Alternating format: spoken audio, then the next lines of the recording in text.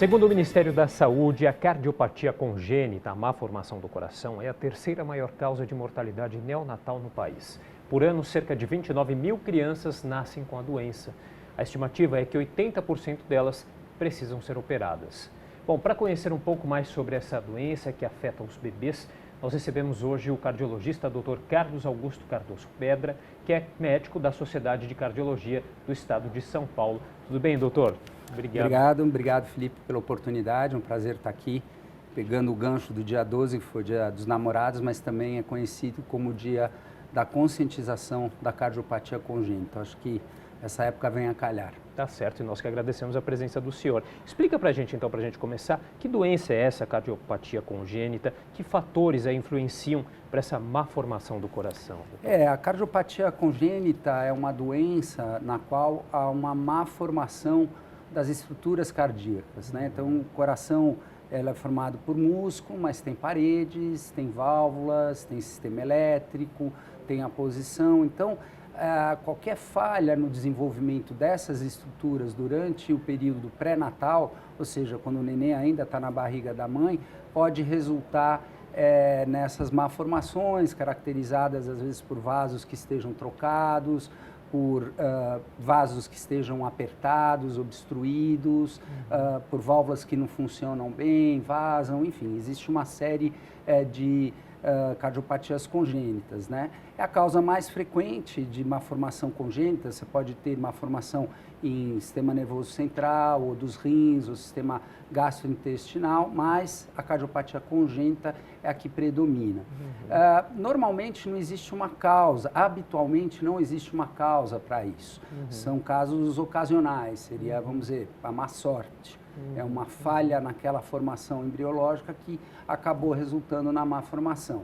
Entretanto, às vezes você pode ter causas ambientais, como o uso de alguns antidepressivos, mas isso é mais raro. Fatores ambientais também. E as cardiopatias congênitas muitas vezes podem vir com quadros de síndrome, por exemplo, síndrome de Down, síndrome de Edwards, né? A síndrome de Down, o famoso mongolismo, né? Que não é um nome muito usado. E nessas crianças, metade delas vão ter algumas cardiopatias congênitas. Então, acho que no que tange a causa e o que são essas as observações. Assim. E eu acho que o X da questão aí, né, doutor, é que é uma doença que pode ser detectada já no pré-natal, correto? Isso é um tema que está muito discutido, né? Nós podemos detectar no período pré-natal por meio da realização do que a gente chama de o ecocardiograma fetal. O ecocardiograma é um exame não invasivo, ele é como se fosse um ultrassom, né? Você coloca um transdutor na barriga da gestante, né? Esse transdutor emite uma onda de ultrassom que ela é lida como imagem, e com isso você consegue ver direito o coração das crianças. E tem casos de mães que têm predisposição a ter bebês com cardiopatias congênitas. Então, uma mãe um pouco mais velha, vamos dizer assim, hoje em dia, cada vez mais as mulheres estão tendo filhos mais tarde, né? Então, acima de 35, 34, 35 anos, a gente tem que fazer esse rastreamento com ultrassom, né? Mães diabéticas, mães que tenham doença autoimune, como, por exemplo, o lúpus, nos casos de gemelaridade, né? Ou também quando alguém da família, sejam irmãos, ou o pai, ou a mãe, ou avós, tem história de cardiopatia congênita na família. Então, aí é obrigatório o exame do ecocardiograma fetal. Entretanto, há autores, né, o Dr. Paulo Zelinski, no Rio Grande do Sul, que advogam a realização do ecofetal para todos os pacientes, né, aí para todas as gestantes. Como é um exame não invasivo, né, é factível. A questão aí seria custos para o Estado e tudo isso. E se houver, por exemplo, a detecção de outro tipo de malformação no ultrassom obstétrico, né, que a gente fala o ultrassom morfológico, né, se houver qualquer tipo de malformação ou uma suspeita de alteração cardíaca, essa gestante é encaminhada para o ecocardiografista fetal. Na verdade, hoje é uma subespecialidade da área, que é o cardiologista fetal. E com isso você consegue detectar boa parte das cardiopatias agora a gente está numa época que nós estamos tentando ampliar, né, uma maior abrangência da realização desse exame, que precisa ser feito por uma pessoa altamente qualificada, treinada em centros de referência, de excelência, né, para você conseguir não só melhor diagnosticar, mas uma vez diagnosticada a doença, você consegue traçar melhor a tua estratégia terapêutica. E é aí que está também, porque esse diagnóstico precoce pode dar uma qualidade de vida muito melhor para esses bebês, né, doutor? Daí a importância desse porque diagnóstico. Existem doenças muito graves que precisam ser tratadas logo após o nascimento. Sim. Tá? Então, esses bebês, hoje em dia, eles até já nascem num centro de tratamento cardiológico, um centro quaternário, né? Essa mãe vem encaminhada, eles nascem e 2, 3 dias depois eles são encaminhados ou para uma cirurgia cardíaca ou para o cateterismo intervencionista. Muitas vezes a gente consegue tratar essas cardiopatias congênitas por meio da inserção de um catéter. E muitas vezes a gente trata também de forma a realizar procedimentos híbridos que nós falamos, que é um pouco do papel do cirurgião e um pouco do papel da pessoa que faz o cateterismo.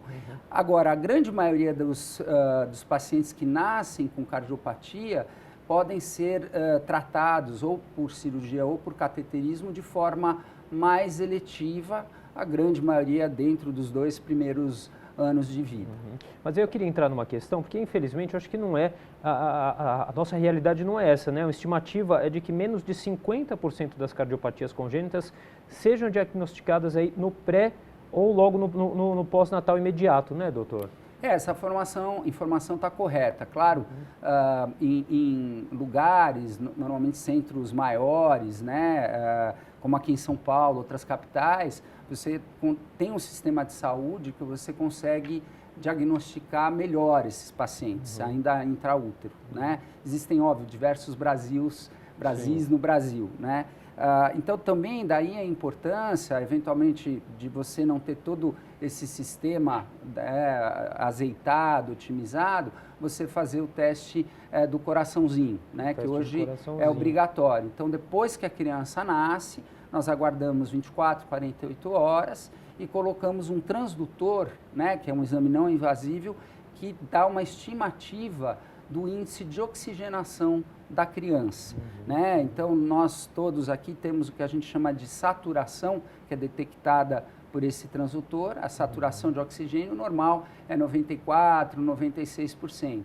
Se em 3 medidas esse número estiver abaixo, vamos dizer, de 90%, 91%, é sinal que a oxigenação não está sendo realizada de forma adequada. Então, a gente suspeita de uma cardiopatia congênita com baixa oxigenação. A gente fala cardiopatia congênita cianogênica, que dá cianose, que é a cor azulada das mucosas e da pele, e a gente aí indicaria a realização do ecocardiograma já neonatal, né, que é o ultrassom do coração, para você determinar o que vai fazer e traçar melhor estratégia terapêutica. E é nesse ponto que eu queria entrar agora. Na maioria dos casos, qual que é o tratamento, doutor? A cirurgia é o tratamento? Ainda a cirurgia é o carro-chefe dos tratamentos, né? Tem algumas cardiopatias congênitas, às vezes a criança nasce com um pequeno buraquinho entre uma parede do coração, que isso fecha sozinho. Então, quer dizer, você deixa o que a gente chama da história natural da doença seguir seu rumo e a criança vai ser tratada.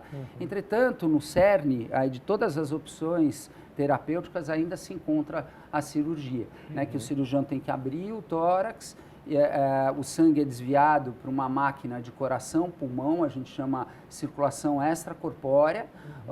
O cirurgião ele dá uma medicação para o coração parar de bater e a circulação ela é mantida por essa máquina, a circulação e a oxigenação. O cirurgião vai lá, repara o que tem que ser reparado, seja vasos trocados, buracos, etc. E depois o sangue volta para o coração e a criança volta da cirurgia. Doutor, nosso tempo está acabando, mas rapidinho, acho que é importante a gente falar. Agora tem um congresso, vai ter o congresso aí do dia 20 ao dia 22, o congresso da SOCESP, que entre outros assuntos trata dessa questão que a gente está conversando aqui da cardiopatia congênita, né? Isso, o Congresso da SOCESP é um dos maiores, talvez o maior congresso de cardiologia do Brasil. Estima-se a participação de 7, 8 mil pessoas esse ano.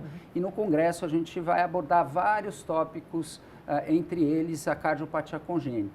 Né? Darão aulas aí os melhores experts, né, nessa área, que vão abordar a cirurgia cardíaca, o cateterismo intervencionista, que é a área que eu especificamente mais trabalho, que é o tratamento das cardiopatias por meio de catéter. E nós vamos abordar também um tema importante que você me perguntou, me desculpe, eu acabei não respondendo, foi a qualidade de vida desses pacientes. Óbvio, quanto mais precoce nós fazemos o diagnóstico, mais apropriado foi o tratamento inicial, mais chance dessas crianças terem uma qualidade de vida melhor. E a grande maioria, ainda bem, tem uma qualidade de vida, se não igual, mas muito próxima de uma criança que não teve cardiopatia. É claro que tem alguns pacientes que têm uma qualidade de vida comprometida, mas felizmente é a minoria, e esse tema também vai ser abordado agora no 40º Congresso da SOCESP aqui em São Paulo. Que acontece no Transamérica Expo Center, isso, correto? De 20 a 22, estou certo? É isso aí. Muito obrigado pela oportunidade. Doutor, obrigado pela Valeu. entrevista. A gente conversou hoje com o doutor Carlos Augusto Cardoso Pedra, que é cardiologista, médico da Sociedade de Cardiologia do Estado de São Paulo. Muito obrigado mais uma vez.